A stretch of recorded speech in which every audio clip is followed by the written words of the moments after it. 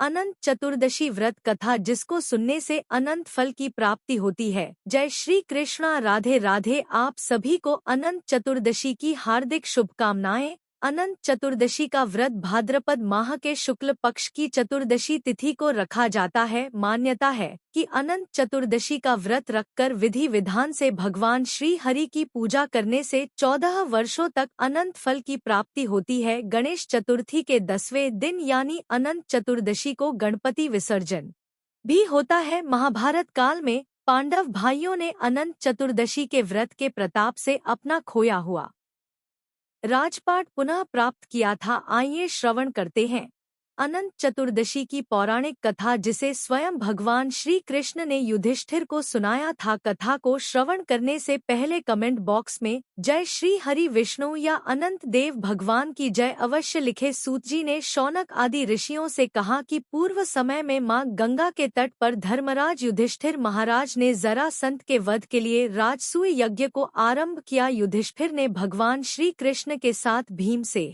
अर्जुन आदि भाइयों के साथ अनेक रत्नों से शोभित मोती जड़ी हुई स्वर्ग के तुल्य बड़ी विशाल यज्ञशाला बनवाई और उसके लिए सब राजाओं को अनेक प्रकार से जीत कर ले आए। एक समय गांधारी और राजा धृतराष्ट्र का पुत्र जो दुर्योधन नाम से विख्यात था वह उस यज्ञशाला में आकर प्रांगण में जल की प्रतिमा देखकर वस्त्र को ऊंचा कर उस जगह धीरे धीरे चलने लगा। यह देखकर द्रौपदी आदि श्रेष्ठ स्त्रियां हंसने लगी और दुर्योधन आगे जल को भूमि जानकर उसमें गिर गया। यह देख सब राजा लोभ तथा तप रूप धन वाले ऋषिगण और द्रौपदी आदि सुंदर नेत्र वाली स्त्रियां भी हंसने लगी। यह देखकर महाराजा दुर्योधन अत्यंत क्रोधित होकर अपने मामा शकुनी के साथ अपने राज्य में जाने के लिए उद्यत हुआ। उस समय शकुनी ने अत्यंत मधुर वचन से कहा कि हे राजन, आगे बहुत कार्य करना है, इसलिए आप महाक्रोध का त्याग करें। हे राजेंद्र, यज्ञशाला से अपने घर जाने के लिए उठिए। तब ऐसा ही सही कहकर दुर्योधन यज्ञशाला से घर चला आया। सब राजागण भी यज्ञशाला से अपने अपने राज्यों में चले गए। तदनंतर दुर्योधन ने राजाओं के साथ दिल्ली यानी हस्तिनापुर जाकर राजा पांडु के श्रेष्ठ पुत्र युधिष्ठिर, भीम से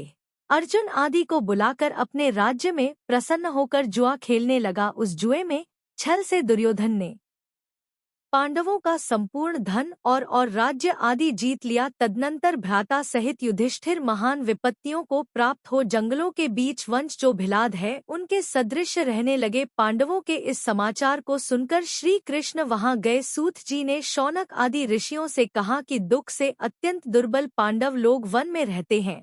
महात्मा श्री कृष्ण को देखकर क्रम से पूजन आदि और प्रणाम कर राजा ठर बोले कि हे प्रभु, भाइयों सहित हमको यह दारुण दुख प्राप्त हुआ है। इस दुख रूपी सागर से हम कैसे छुटकारा पाएंगे? सो कहिए, हम कौन से उत्तम देवता का पूजन करें अथवा कौन सा व्रत करें जिससे हमें राज्य मिले? हमारा हित तो आप ही की कृपा से होगा। ऐसा सुनकर भगवान श्री कृष्ण बोले कि हे युधिष्ठिर, पुरुषों और स्त्रियों के समस्त पापों को नष्ट कर वाला अत्यंत उत्तम एक अनंत नामक व्रत है जो भाद्रपद मास में शुक्ल पक्ष की चतुर्दशी तिथि को होता है। उस व्रत के अनुष्ठान मात्र से संपूर्ण पापों का नाश हो जाता है। ऐसा सुनकर राजा युधिष्ठिर ने कहा कि हे वासुदेव, आपने जो अनंत व्रत कहा वह क्या शेषनाग का अथवा अनंत नाम के नक्षत्र का व्रत है या अनंत परब्रह्म का यह व्रत है? हे केशव, यह अनंत देवता का नाम है, वह सत्य सत्य कहिए। युधिष्ठिर की बात सुनकर श्री कृष्ण भगवान बोले कि हे धर्मराज, अनंत हमारा ही नाम है, इसे हमारा ही स्वरूप जानो। सूर्य आदि जितने देवता है और काल आदि जो कहे जाते हैं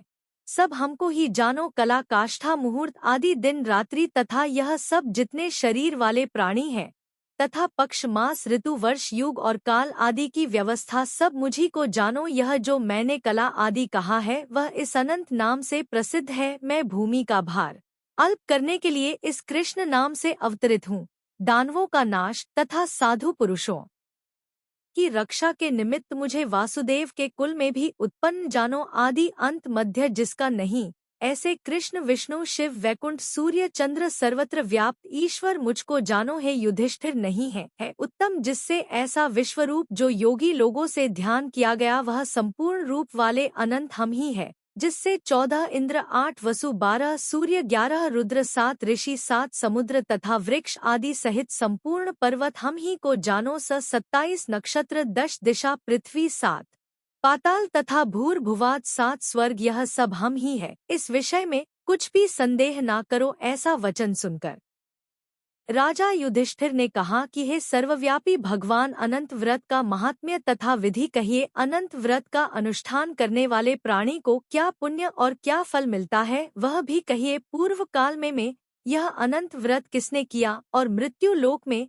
किसने प्रकाशित किया, यह सब विस्तार पूर्वक हमसे कहिए। युधिष्ठिर का ऐसा वचन सुनकर भगवान श्री कृष्ण बोले कि सतयुग में सुमंतु नाम का एक ब्राह्मण था। उसने वशिष्ठ गोत्र में उत्पन्न सुंदर दीक्षा नाम की भृगु ऋषि की कन्या के साथ वेदोक्त विधि से विवाह किया है। राजन, दीक्षा नाम की स्त्री से समय पाकर अनेक सुंदर लक्षणों से युक्त एक कन्या उत्पन्न हुई। वह शीला नाम की अत्यंत सुशीला कन्या पिता के घर बढ़ने लगी। उसकी पतिव्रता माता काल ज्वर के दाह से दुखी हो नदी के जल में प्राण त्याग कर स्वर्ग को चली गई। तदनंतर उस सुमंतु नामक ब्राह्मण ने धर्म नाम की एक दुख शल नाम की कन्या से विधि विधान पूर्वक विवाह किया। वह स्त्री नाम के ही सदृश दुष्ट स्वभाव, कर्कश वचन बोलने वाली और बड़ी प्रचंड थी। वह शीला नाम की कन्या पिता के घर गृह कार्य करने में बड़ी चतुर थी। वह आंगन बाहर दरवाजे के ऊपर और देहली के ऊपर स्वस्तिक, शंख, कमल के नीले, सफेद और काले अनेक प्रकार के चिन्हों को लिखकर देखा करती थी। इसके अनंतर इसी तरह बहुत दिन बीतने पर कुमारावस्था में प्राप्त वह शीला पिता के घर में बड़ी मंगल देने वाली हुई। उसको देखकर पिता सोचने लगा कि हम यह कन्या पृथ्वी पर किस गुणवान वर को दे। ऐसा विचार कर वे दुखी हुए। उसी समय उत्तम वेदांग जानने वाले कन्या नाम के मुनि कन्या के लिए आए। वे मुनि बोले कि तुम्हारी गुण युक्ता कन्या से मैं विवाह करना चाहता हूँ।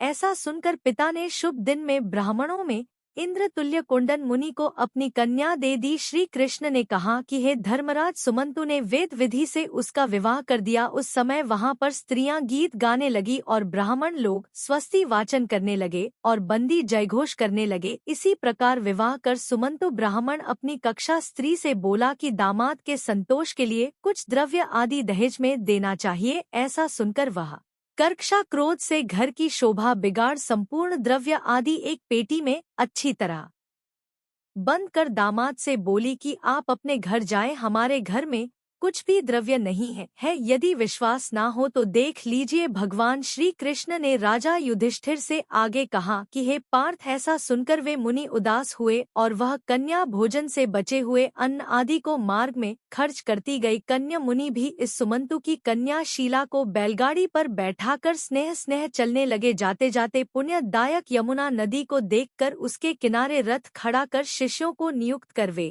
स्नान संध्या आदि करने गए। मध्याह्न के समय भोजन का समय जानकर रथ से उतरकर नदी के किनारे उस शीला ने लाल वस्त्र पहने हुए स्त्रियों के झुंड को देखा। उन स्त्रियों के समूह को चतुर्दशी के दिन श्री जनार्दन भगवान का पूजन करते देख उनके पास जाकर शीला धीरे से पूछने लगी, तुम लोग यह क्या कर रही हो? इस व्रत का क्या नाम है? ऐसा सुनकर उन स्त्रियों ने कहा कि यह अनंत का व्रत है, हम अनंत भगवान को ही पूछते हैं। ऐसा सुनकर शीला बोली, मैं भी यह उत्तम व्रत करूंगी। इस अनंत व्रत की क्या विधि है और यह व्रत किस प्रकार का है? इसमें क्या दान होता है? कौन से देवता की पूजा की जाती है? वह सब मुझसे कहो। ऐसा सुनकर वे स्त्रियां बोली है, शीले, उत्तम अन्न को प्रस्थ मात्र यानी एक शेर लेकर मालपुआ आदि पकवान बनाकर आधा ब्राह्मण को देवे और आधा स्वयं भोजन करे। फिर यथाशक्ति के अनुसार दक्षिणा दे और यह व्रत नदी के तीर पर करें तथा भगवान श्री हरि की कथा सुने। कुशा के शेष नाग को बनाकर के पात्र में रखकर फिर स्नान कराकर मंडप के भीतर भगवान का विधि विधान से पूजन करें। चंदन, पुष्प, धूप, दीप और अनेक प्रकार के नैवेद्य आदि में मिष्ठान सहित रखें। उनके आगे मजबूत सूत का डोरा केसर रंग में रंग कर 14 गांठ देकर बाएं हाथ में बांधे। प्रथम यह स्मरण करें कि हे वासुदेव नहीं है अंत, जिसका ऐसे संसार रूप महासागर में डूबे हुए मेरी अच्छी तरह उद्धार करो और अपने अनंत रूप में लीन करो। हे सूत्र रूपी अनंत भगवान, आपको बारंबार नमस्कार है। ऐसा स्मरण कर सूत्र रूपी अनंत भगवान को बाएं हाथ में बांधकर स्वस्थ चित्त हो भोजन करें। संसार रूपी अनंत नारायण भगवान का ध्यान तथा पूजन कर अपने घर जाएं। हे भद्रे, यह व्रत तुमसे कहा। भगवान श्री कृष्ण युधिष्ठिर से बोले कि हे राजन, प्रसन्न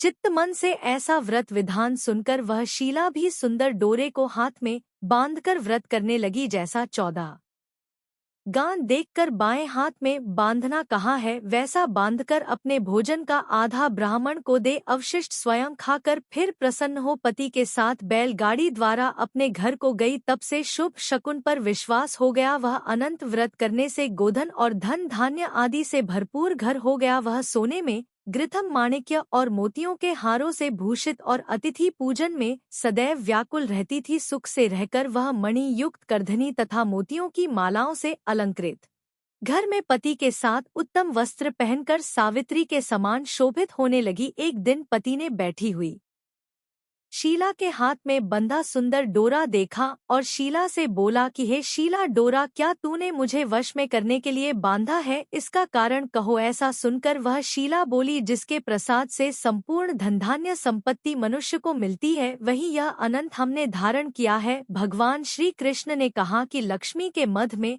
अंधा होकर शीला के ब्राह्मण पति ने शीला के वचन को सुनकर उसके बाह के डोरे को जल से तोड़ दिया और अनंत कौन है ऐसा कहते हुए पाप कर्म करते हुए मूर्ख ने डोरा अग्नि की ज्वाला में डाल दिया। उधर शीला व्याकुल होकर हाहाकार करती हुई दौड़ी, उसने डोरे को लेकर दूध में डाल दिया। इस पाप कर्म से उसकी वह लक्ष्मी नष्ट होने लगी। गौ आदि चोर ले गए, घर में आग लग गई, सब धन नष्ट हो गया। जिस तरह से धन आया था उसी तरह फिर चला गया। इसी तरह कुटुंब में भी कलह होने लगी, भाइयों में लड़ाई होने लगी। अनंत को फेंकने के पाप से उसके घर में दरिद्रता घुस गई। भगवान श्री कृष्ण ने आगे युधिष्ठिर से कहा कि हे युधिष्ठिर, उसके साथ संसार में कोई बातचीत नहीं करता था। वह शरीर से अति संतप्त हो गया और मन से भी दुखी रहता था। बड़े भारी दुख को पाकर कन्या मुनि ने अपनी पत्नी शीला से कहा कि हे शीला, एकाएक उत्पन्न इस शोक के कारण मैं दुखी हो गया और मेरा धन नष्ट हो गया। स्वजनों से कलह होती है और मुझसे कोई बात नहीं करता। शरीर में नित्य ज्वर आदि ताप रहते हैं।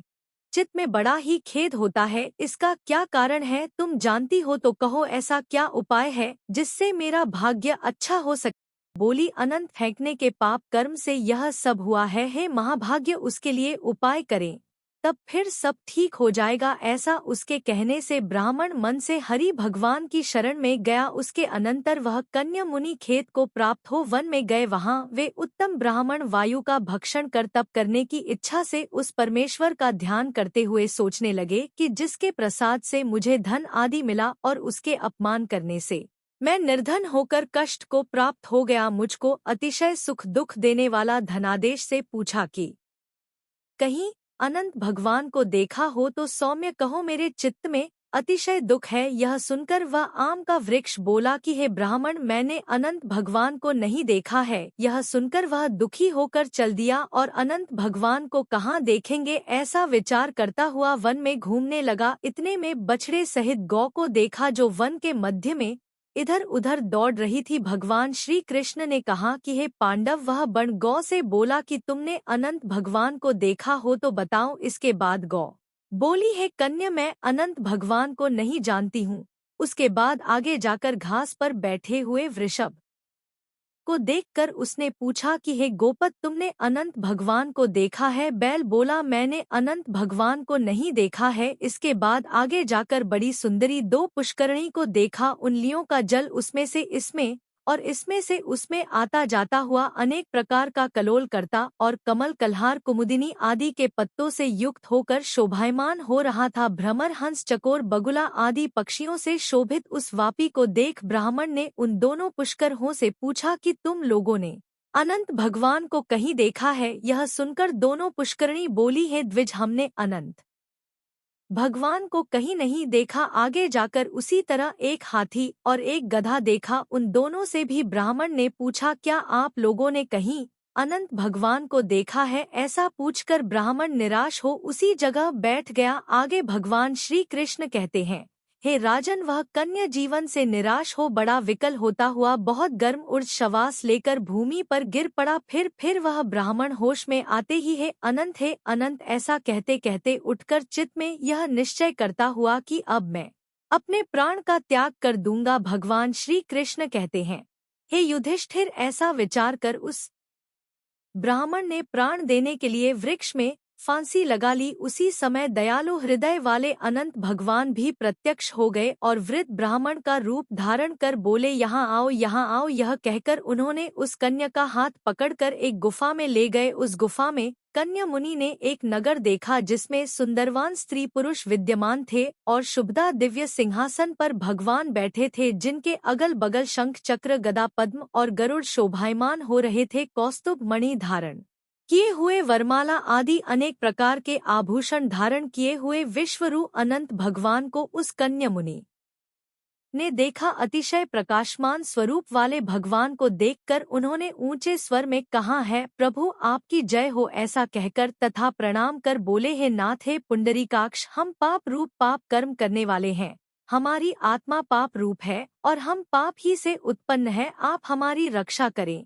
आप मेरे संपूर्ण पापों को हरने वाले उस मुनि के ऐसे वचन सुनकर अनंत देव भी बड़े कोमल वचन से बोले, हे विपे, मत डरो, जो तुम्हारे मन में हो न संकोच होकर कहो। ऐसा सुनकर कन्या मुनि बोले, हे प्रभु, मैंने धन से उन्मत्त होकर अनंत का डोरा तोड़ दिया। उस कर्म से मेरा धन नष्ट हो गया। घर में अपने कुटुंबों से कला होती है, जिस कारण मुझसे कोई भी नहीं बोलता। इस तरह दुखी होकर आपके दर्शन की इच्छा से मैं वनों में भटक रहा हूँ। हे देवेंद्र, आपने मुझ पर कृपा कर अपना दर्शन दिया। अब मुझ पर दया करके उस पाप की शांति का उपाय कहिए। श्री कृष्ण कहते हैं, हे युधिष्ठिर, भक्ति से प्रसन्न हो, देवता क्या नहीं देते। ब्राह्मण के ऐसे उत्तम वचन को सुनकर अनंत भगवान कहते हैं, हे कन्या, तुम विलंब मत करो, अपने घर जाओ और भक्ति के 14 वर्ष तक अनंत का व्रत करो। इससे संपूर्ण पापों से छूटकर पुत्र पौत्र को उत्पन्न कर इच्छित भोगों को भोग कर उत्तम सिद्धि को प्राप्त करो। अंत में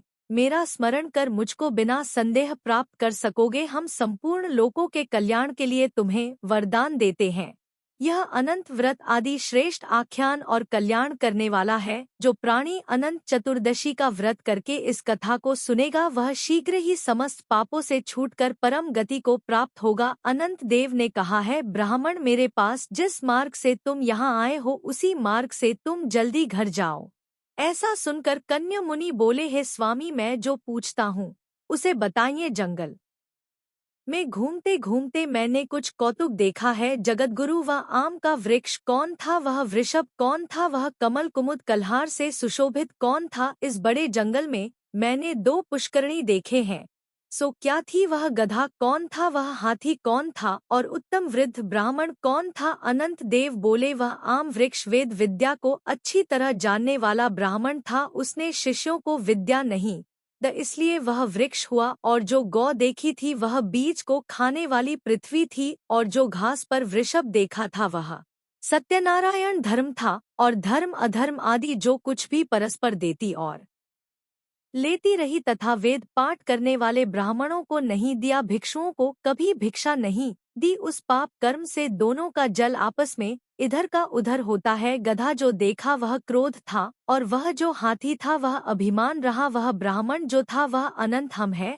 और जो गुफा रही वह कठिन संसार है। अनंत देव ऐसा बताकर उस जगह से अंतर्ध्यान हो गए। यह सब स्वप्न के समान देखकर उस जगह से मुनि अपने घर को आए और 14 वर्ष तक अनंत व्रत किया। जैसा अनंत देव ने कहा था वह सब सुख भोग कर अंत में वह अनंत देव का स्मरण कर अनंत लोक को चले गए। हे राज ऋषि, तुम भी यह कथा सुनो और व्रत करो। जिस प्रकार ब्राह्मण को 14 वर्ष में फल प्राप्त हुआ, तुमको भी उसी तरह अनंत देव की कृपा से सब इच्छित वस्तु एक ही वर्ष में कथा सुनकर व्रत करने से प्राप्त हो जाएगी। हे राजन, व्रतों में उत्तम व्रत मैंने कहा जिसको सुनकर सभी प्राणी सब पापों से छूट जाते हैं अर्थात मुक्त हो जाते हैं, इसमें संदेह नहीं है और हरि चरणों को प्राप्त होते हैं। हे गुरुकुल में उत्पन्न युधिष्ठिर, जो शुद्ध विचार करने वाले प्राणी संसार रूपी गुफा में सुख से फिरने की इच्छा करते हैं, वे तीनों लोकों के स्वामी अनंत देव का पूजन कर डोरे को दाहिने हाथ में बांधते हैं बोलिए श्री अनंत देव भगवान की जय। इस प्रकार यह व्रत कथा संपूर्ण हुई। जय श्री अनंत देव।